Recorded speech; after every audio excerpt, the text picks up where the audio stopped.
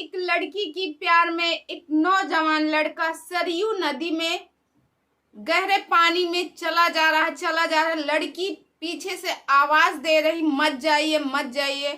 नमस्कार दोस्तों, मैं मधुलिका आप सबका स्वागत करती हूँ आपके अपने YouTube चैनल जिसका नाम है मधुलिका UPRBL। तो दोस्तों, ये उत्तर प्रदेश के अयोध्या से एक बहुत ही प्यारी कहानी लेके आए हैं। बहुत ही इंटरेस्टिंग है। आई होप आप लोगों को पसंद आएगी तो लाइक कमेंट और शेयर जरूर कीजिए ताकि मेरा मोटिवेशन आगे बढ़ता रहे। तो दोस्तों, एक लड़की रहती है जिसका नाम कोमल रहता है और एक लड़का रहता है जिसका नाम सूरज रहता है। तो कोमल जो रहती है वो अयोध्या के पास से ही, वहां से 40 किलोमीटर दूर उसका घर रहता है। और जो सूरज रहता है वो जो है अमेठी के पास का रहता है। लड़का सरयू नदी में गहरे पानी में अंदर जा रहा, उसे एक लड़की पीछे से आवाज दे रही, मत जाओ, भगवान के लिए मत जाओ गहरे पानी में, नहीं तो कुछ भी हो सकता है। नमस्कार दोस्तों, मैं मधुलिका आप सबका स्वागत करती हूँ आपके अपने YouTube चैनल जिसका नाम है मधुलिका UPRBL। तो दोस्तों, आज की ये रियल स्टोरी है, हकीकत की कहानी है। और ये कहानी है सुल्तानपुर की एक लड़की रहती है जिसका नाम कोमल रहता है और अमेठी का एक लड़का रहता है जिसका नाम सूरज रहता है। तो दोस्तों, जो सुल्तानपुर की लड़की रहती है कोमल, वो जो है फूल, उसके यहाँ फूल लगे रहते, वो रोज फूल लेके जाती है और उसको अयोध्या में बेचती है, यानी अयोध्या मंदिर में। तो दोस्तों, जैसे आपको मालूम है, सन 2022 से जब से राम लला की मूर्त की उद्घाटना हुई, उसके बाद से जब से मंदिर की बात हुई, तब से वो लड़की क्या करती थी, रोज अपने घर से फूल लेके जाती थी। और उसके साथ में उसका एक भाई जाता था जो 11 से 12 साल का था, उससे छोटा, उसको लेके वहां पे जाके फूल बेचती थी और उसी से अपने घर का जीवन चलाती थी, अपने घर की जीविका सब लोगों को चलाती थी। और उसके घर में 7 लोग थे, 2 उसके भाई थे, एक वो खुद थी, एक उसकी बहन थी, एक उसकी माँ थी और उसके दादी और बाबा दोनों लोग थे। तो उनकी जितनी लोगों की है सब वही देखती थी, वही सबसे बड़ी घर में थी और उनके घर में कोई जेंट्स नहीं था। तो दोस्तों, एक दिन 4 लड़कों ने, ये सूरज और सूरज के 3 दोस्तों ने प्लानिंग की कि चलो हम लोग चलते हैं अयोध्या, राम भगवान के दर्शन भी करेंगे और उधर सरयू नदी में नहाएंगे।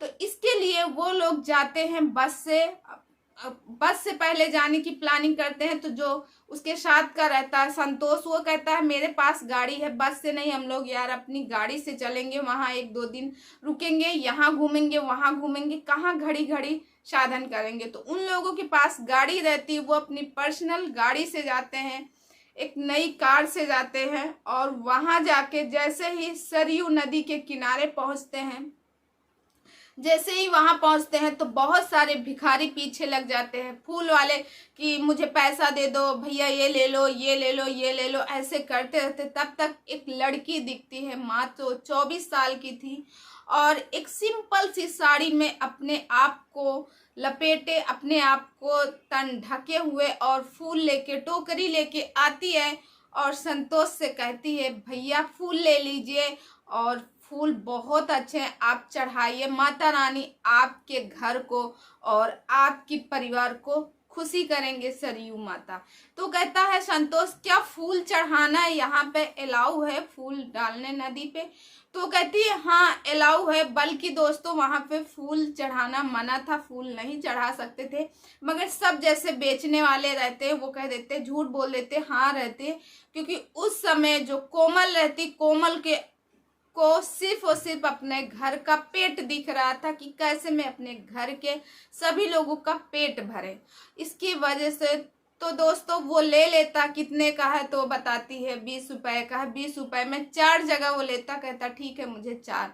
अब वो जैसे ही सूरज जो है वो थोड़ा सा उससे आगे चला जाता, करीब 20 कदम, और वो नदी के थोड़ा सा पास में पहुंचता है, तब तक संतोष उसे आवाज देता है, अरे यार सूरज रुको, हम लोग फूल लेते हैं, फूल भी चढ़ाएंगे ना, ऐसे नहाएंगे क्या। तो जैसे ही सूरज पीछे पलटता है, सूरज के साथ में दो दोस्त और रहते हैं, एक तो ये खुद रहता है, संतोष आगे फूल लेता है, उसके साथ में अजय और विजय दो दोस्त वहां पे रहते हैं। तो सूरज जैसे ही मुड़ता है तो तब तक ये कोमल जो है उस लड़के को देख लेती है, सूरज को देखती है और सूरज कोमल को देखते हैं। दोनों लोग हक्का बक्का हो जाते, देख के मुंह खुला का खुला हो जाता, आंखें खुली की खुली। तब तक जैसे ही वो पर्स से पैसे निकालते, पलक झपते, उतने में ये जो कोमल रहती वहां से गायब हो जाती, मानो दोस्तों कहाँ चली गई हो। जब वो देखता है अरे वो लड़की कहाँ गई, तो वो लोग कहते हैं अरे छोड़ो, उसका पैसा है, 80 ही रुपए की बात है, आएगी ले जाएगी पैसा, इतना परेशान क्यों हो रहे हो, उसको जब याद आएगा तो ले जाएगी। इतना कह के वो सारे लोग वहां से चले जाते हैं। और जो सूरज रहता, सूरज को लगता है कि ये तो कोमल है, और कोमल सूरज को पहचान जाती है दोस्तों। फिर उसके बाद अब भीड़ में इतनी भीड़ रहती है सरयू नदी में कि कोमल जो है अपने आप को छुपाती है। अब इतने लोगों में एक किसी को, वो भी जो छुप रहा हो किसी से, उसको ढूंढना मुश्किल ही नहीं, नामुमकिन है दोस्तों। बल्कि जो कोमल थी उसकी नज़र सूरज पर ही थी कि ये क्या कर रहे हैं, कहाँ जा रहे हैं, कितने लोगों के साथ आए। वो छुप छुप के वहां से देखती है। वो लोग जाते हैं नदी के किनारे और एक तखत रहता है, जो पंडा लोग रहते हैं वहीं पे तखत पे जाके कपड़े निकाल देते हैं। और फिर उसके बाद जैसे ही पैर छू के नदी में आगे बढ़ते हैं दोस्तों, तो उनके दोस्त सब नहाते, वहां पानी थोड़ा गंदा रहता, थोड़ा और आगे बढ़ते हैं। और जब आगे बढ़ते हैं तो छाती तक पानी में जाते हैं, और सूरज जो रहता थोड़ा और आगे, वो कंधे तक पानी में चला जाता। अच्छा, इतना देख के जो कोमल रहती है वहां से दौड़ते हुए आती है और कहती है, एक लड़के से कहती है, इनको रोको, ये देखो पानी में आगे जा रहे हैं, कहीं पानी का बहाव बहुत ज्यादा है, कुछ भी हो सकता है। तो वो लड़का आवाज देता है, मगर दोस्तों इतनी भीड़ में कहाँ उसे सुनाई देता, और वो बढ़ता ही जा रहा था। तब तक कोमल जो है नदी में दौड़ पड़ती है, और नदी में जाके कमर तक उसके पानी पहुंच जाता, उतनी दूर तक वो गहरे पानी में जाती है, आवाज देती है, प्लीज आगे मत जाओ, आगे मत जाओ, पानी गहरा है, कुछ भी हो सकता, बहाव है, प्लीज वापस आ जाओ, तुम्हारे आगे हाथ जोड़ती हूँ, वापस आ जाओ। इतना जब कहते हैं तो वहां के सारे लोग देखने लगते हैं और दंग रह जाते हैं। सूरज की नजर कोमल पे पड़ती है, क्योंकि सूरज जब नदी में नहा रहा था, नदी के अंदर गया था, सरयू नदी के अंदर, तो उसका दिमाग सिर्फ और सिर्फ कोमल के ही बारे में था कि कोमल थी, कोमल यहाँ क्या कर रही थी, ये फूल बेचती क्या, अजीब तरह के सवाल उसके दिमाग में चल रहे थे। फिर उसके बाद दोस्तों वो लड़का जो है वो कोई और नहीं होता, वो कोमल का पति होता है, जो कि 4 साल पहले उन लोगों की छाड़ी छुट्टा हो जाती है, अलग हो जाते हैं एक दूसरे से। तो दोस्तों फिर उसके बाद ये सूरज की आंखें से आंसू आ जाते, उसके लगता है कि बताओ 4 साल से हम और ये एक दूसरे को मिले नहीं, ये हमारे लिए इतना परेशान है कि नदी में कूद गई, अपनी जान की परवाह भी नहीं की। और उधर सीमा भी फूट फूट के रोती है, कहती है भगवान के लिए आगे मत जाओ, भगवान के लिए आगे मत जाओ। ये सब देख के वहाँ के जितने भी उनके दोस्त हैं, ये मंजर देख के सब लोग हैरान रहते। उनको दोस्तों को लगता है ये पैसों के लिए ऐसा कर रहे, उसके पैसे फूल वाले रह गए थे इसकी वजह से।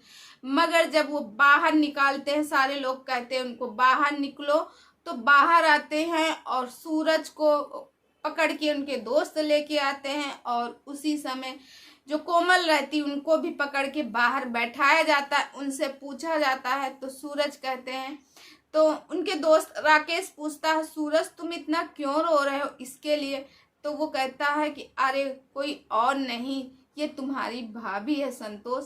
संतोष भी रहता है, राकेश भी रहता है, बोलता है कि ये तुम्हारी भाभी है, ये मेरी पत्नी है। कहें क्या ये भाभी है, इस हालत में क्या हुआ। फिर दोनों लोग एक दूसरे को, कोमल और सूरज एक दूसरे को गले लगा के बहुत रोते हैं। फिर उसके बाद दोस्तों जब ये सारी बात होती वहाँ की पब्लिक, वो कहते अच्छा शांत हो जाओ, नहीं सारी पब्लिक क्या देखेगी, इतना रोओगे, क्या सोचेगी एक दूसरे में। फिर उनको ले जाके बाहर लेके जाते, उनके दोस्त कहते भाभी आप भी नहा लो, वो कहती है नहीं मैं तो घर से सुबह ही नहा के चलती हूँ, मैं कभी कभार जैसे कोई त्योहार वगैरह होता है तो मैं आके सरयू नदी में नहाती हूँ, नहीं तो मैं घर से ही नहा के चलती हूँ।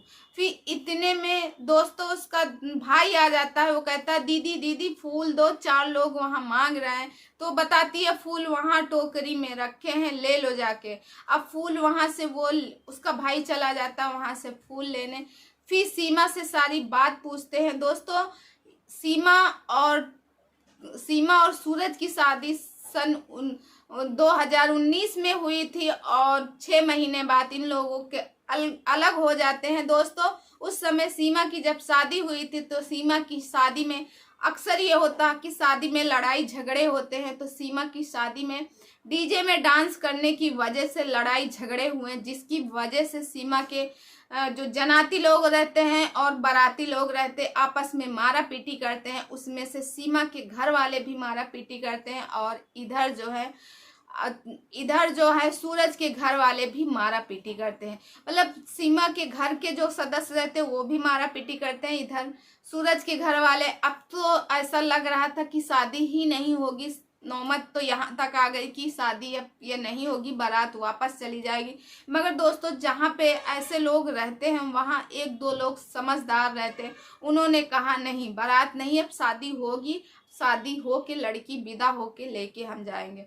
फिर दोस्तों वो लड़की विदा ले होके जाती है अपने घर, मगर जो कोमल रहती है, कोमल को ना वो मान सम्मान मिलता है सूरज के घर में। सूरज तो बहुत प्यार करता है, ना तो कोमल की सासू माँ प्यार करती है और ना ही उनके ससुर, ना उसकी ननद, ना देवर, सारे लोग उसको ताने बोलते हैं और उसके ऊपर अत्याचार करते हैं। उससे पूरे घर का काम कराया जाता है, बात बात में उसे टोके जाते हैं, बात बात में उसे ताने मारे जाते, इतना ज़्यादा उसे टॉर्चर किया जाता।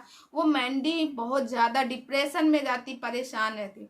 अच्छा इसी 6 महीने के अंदर जो कोमल रहती है 1-2 बार अपने नैहर जाती है, यानी मायके जाती है, वहां से 2-4 दिन बाद आ जाती है। और जो सूरज रहता है, सूरज जो है मेडिकल स्टोर इसका रहता है, क्योंकि सूरज जो है बी फार्मा मुंबई से करके आया था, तो इसने मेडिकल स्टोर इसका पहले से था, एक और मेडिकल स्टोर खोल लेता उसी के उसमें, क्योंकि इनके पास पैसे की कोई नहीं कमी थी। और जो कोमल रहती है, कोमल के पिता ही केवल मुंबई में काम करते हैं और किसी कंपनी में रहते हैं, प्राइवेट कंपनी में। और फिर उसके बाद दोस्तों जब इनकी ये सारी, तो जो सीमा कोमल रहती है वो साधारण घर से रहती है और जो सूरज रहता है वो पैसे वाले घर से रहता है।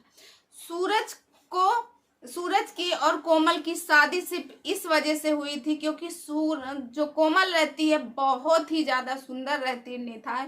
उसको देख के सूरज जब देखने जाता है, उसको देख के एक ही नज़र में मोहित हो जाता। वो कहता मैं इसी लड़की के साथ शादी करूँगा, चाहे मुझे दहेज में 1 रुपये भी ना मिले।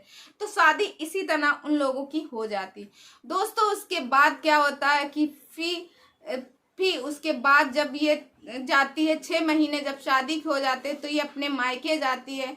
फिर उसके बाद उनके घर वाले कहते हैं कि अब तुम्हारी बेटी को हम कभी नहीं बुलाएंगे। उसके पिता से कहते अपनी बेटी की व्यवस्था कर लेना, मेरे यहाँ कुछ नहीं और हम लोग इस रिश्ते को नहीं मान रहे। अपने बेटे से कह देते तुम भी कुछ नहीं, ना फ़ोन वगैरह कुछ नहीं करोगे, अगर तुम नहीं मानोगे। तो उनके पिता और उसकी माँ कहती है मैं अपनी जान दे दूंगा।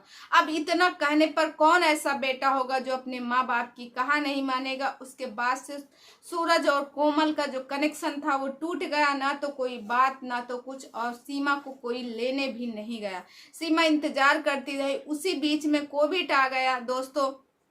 कोविड के बाद ये सीमा के पिताजी हैं, वो उन्हें कोविड हो गया और वो उसी में एक्सपायर कर गए। अब सीमा के ऊपर पूरे घर का बोझ आ गया। कभी तो उनके यहाँ कभी ऐसे ऐसे दिन उन्होंने देखे हैं कि एक टाइम खाना मिलता था तो एक टाइम पानी पी के ही रहना पड़ जाता था, क्योंकि खाने के भी लाले हो गए थे। क्योंकि कोविड के टाइम पे ना तो कोई काम था और ना ही उनकी स्थिति जो है पहले से खूब मजबूत रही हो उनकी। और उनके जो पिताजी थे, जब उनको तबीयत खराब हुई, कुछ पैसा उन पे लगा और उनके पास कुछ भी नहीं था। अब सीमा भी अपने ससुराल से मायके आ गई थी। सीमा अपने घर में रहती थी, उसे लगता था कि मेरे घर का कैसे खर्चा चलेगा, कैसे क्या होगा, सोच सोच के परेशान थी। और सीमा जो है वो ग्रेजुएशन किए हुए थी।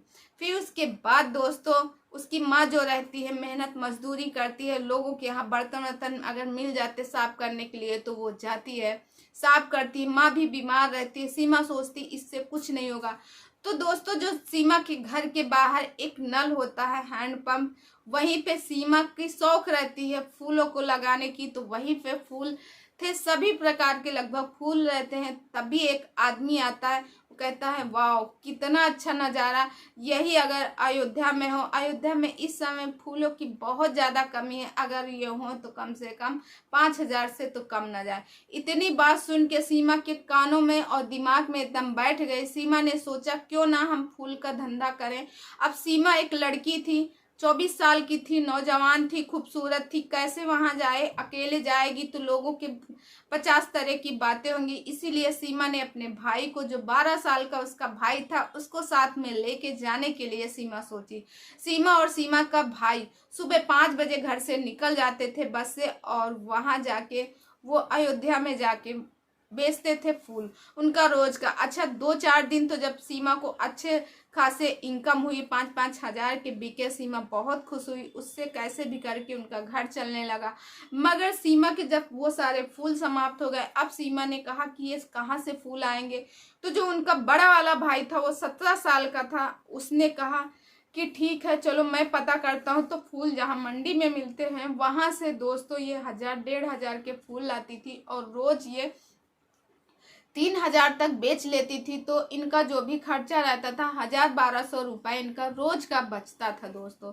जब 1,000-1,200 रुपये रोज का बचता था, ऐसे ही अपने घर का 7 लोगों का जीवन ये चलाती थी और अपने भाइयों को सरकारी स्कूल में पढ़ाती भी थी। फिर उसके बाद दोस्तों ये जब सारी कहानी बताई तो वहाँ के जितने लोग थे सबकी आंखों से आंसू छलक आए और सबने रोने लगे। और जो उसके दोस्त थे राकेश ने कहा कि भाभी आपने बहुत कुछ सह लिया है। उसने तुरंत यही कहा भाभी आपने बहुत कुछ सहे, आपने जितना किया एक औरत हो के उतना कोई नहीं कर सकता, आप अब बहुत ज़्यादा सह ली। उसी समय सूरज से कहते सूरज बताओ इसमें भाभी की क्या गलती थी, क्या भाभी ने लड़ाई झगड़ा करवाए थे, अरे तुमको एक बार सोचना चाहिए।